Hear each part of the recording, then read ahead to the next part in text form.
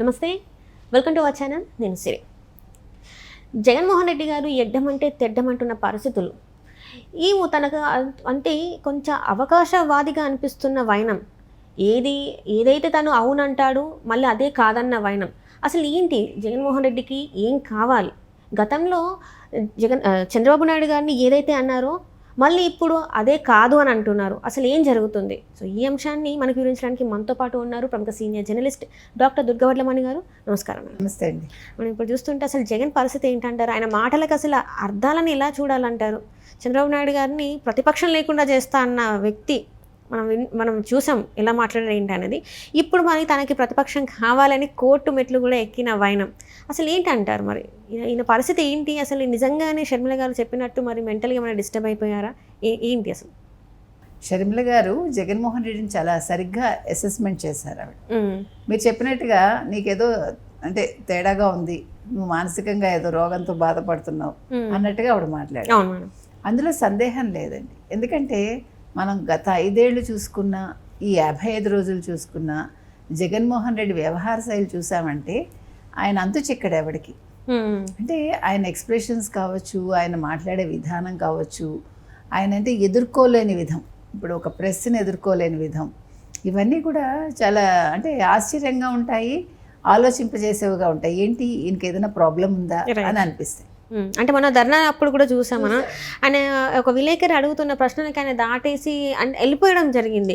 రషీద్ దగ్గర అప్పుడు కూడా ప్రెస్ మీట్లో ఆయన అలానే మాట్లాడి ఏ క్వశ్చన్ అడిగినా కూడా తన దగ్గర సరైన ఆన్సర్ లేదు, అండ్ చెప్పలేకపోతున్నారు. ఎందుకంటారు ఇదంతా? అదే మొన్నది కూడా చూసారు మీరు అన్నట్టుగా.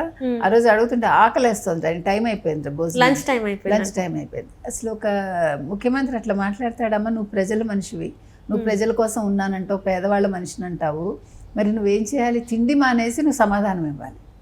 నీకు తిండి ముఖ్యమా, అక్కడ బదులు ఇవ్వటం ముఖ్యమా నువ్వు ప్రజల కోసం ఉన్నప్పుడు? అంటే ఎట్లా బిహేవ్ చేస్తాడు ఆయన, సంథింగ్ రాంగ్ విత్ జగన్ అనేది మనకి తేటతెల్లమవుతుంది. మీరు మొత్తం అసలు 2019 నుంచి 24 వరకు అంతకుముందు ఏం చెప్పాడో మనకి తెలియదు, కానీ ప్రజలకి మాత్రం నరకం చూపించాడు. బట్టలు నొక్కుతాడు, చెప్పింది చెయ్యడు, డబ్బులు ఇస్తానంటాడు, సగం సగం ఇస్తాడు. ఏది కూడా ఇప్పుడు శాసనమండలిలో అందరూ దద్దమ్మలు అంటాడు, మళ్ళా సభ్యులకి ఇచ్చాడు కదా, శాసనమండలిలో పదవులు ఇచ్చాడు కదా.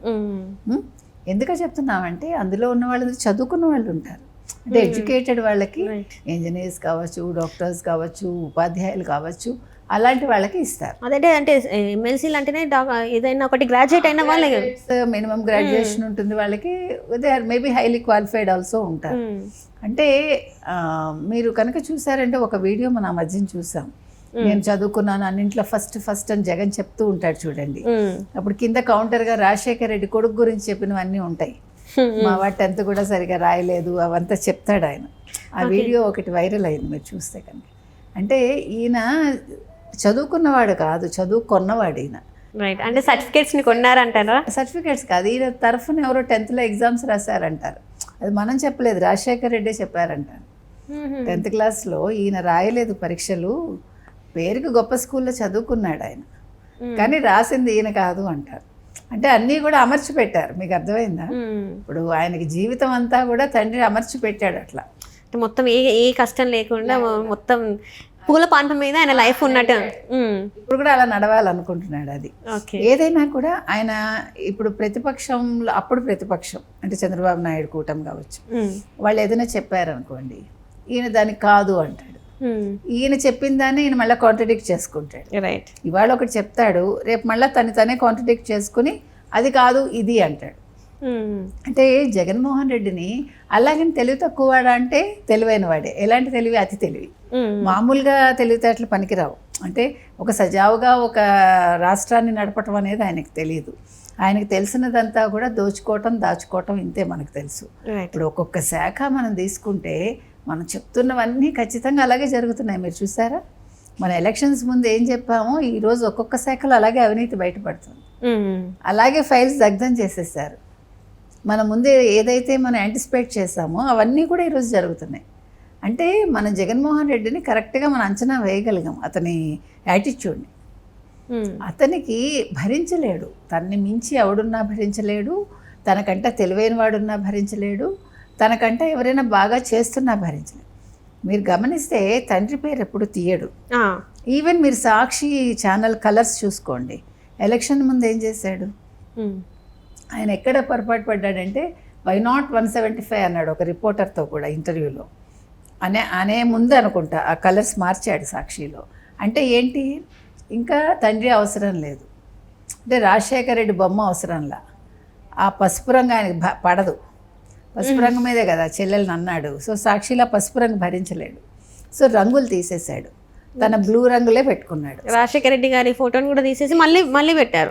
మళ్ళీ లేదు, ఇప్పుడు లేదు, ఇప్పుడు మళ్ళీ లేదు, మళ్ళీ తీసేశారు. అంటే అవసరానికి పెట్టుకుంటాడు. అంటే తను ఎప్పుడైతే ఓడిపోతాను అనుకుంటాడో అప్పుడు తండ్రినో చెల్లెలనో అమ్మనో తెచ్చుకుంటాడు అనమాట. అంటే సింహం సింగిల్గా వస్తుందంటాడు చూడండి, ఈ సింహం ఎప్పుడు సింగిల్గా రాదు, సింహం సింగిల్గా రాదు, వెనకాల వేరే వాళ్ళు అమర్చి పెడితే ఈయనట్లా సింహంలో నడుచుకుంటూ వద్దాం అనుకుంటాడు, అది జరిగేది. కాబట్టి అంటే ఎందుకు చెప్తున్నానంటే తండ్రి ఫోటో చూసుకుని భరించలేడు, చంద్రబాబు నాయుడు గారి పేరు చెప్తే భరించలేడు.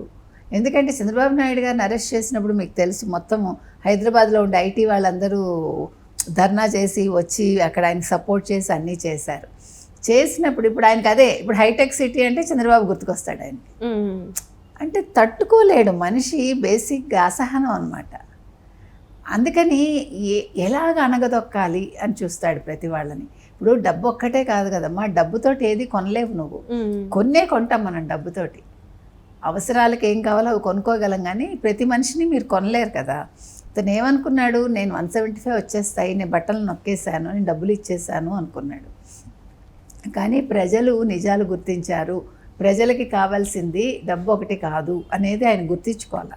నేను పని చేయలేదు, నేను సరైన నాయకుడిగా ప్రూవ్ చేసుకోలేదు అనేది ఆయనకి అంతుబట్టల.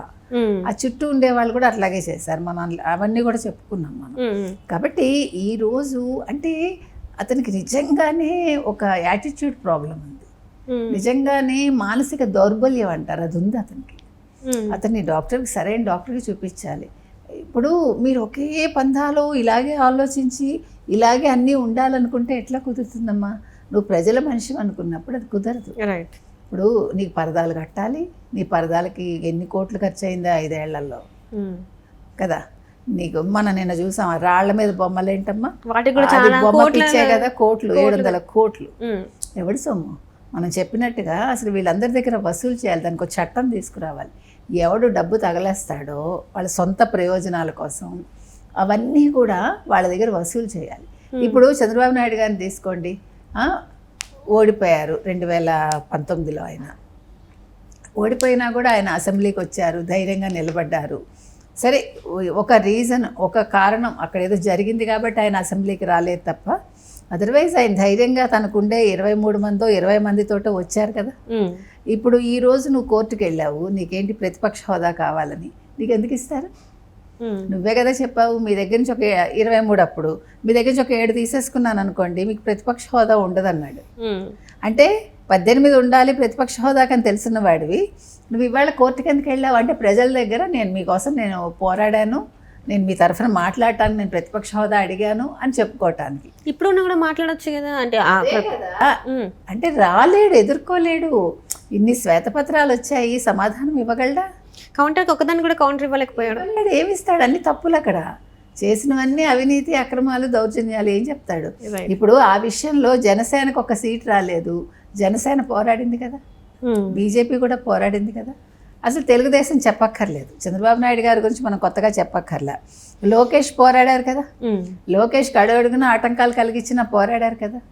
అంటే తేడా చెప్తున్నాం. జగన్మోహన్ రెడ్డి అనేవాడు వితండవాది, మొండివాడు, మాట వినడు, మూర్ఖుడు ఫైనల్గా, అంతే. Right madam, right. Thank you so much madam.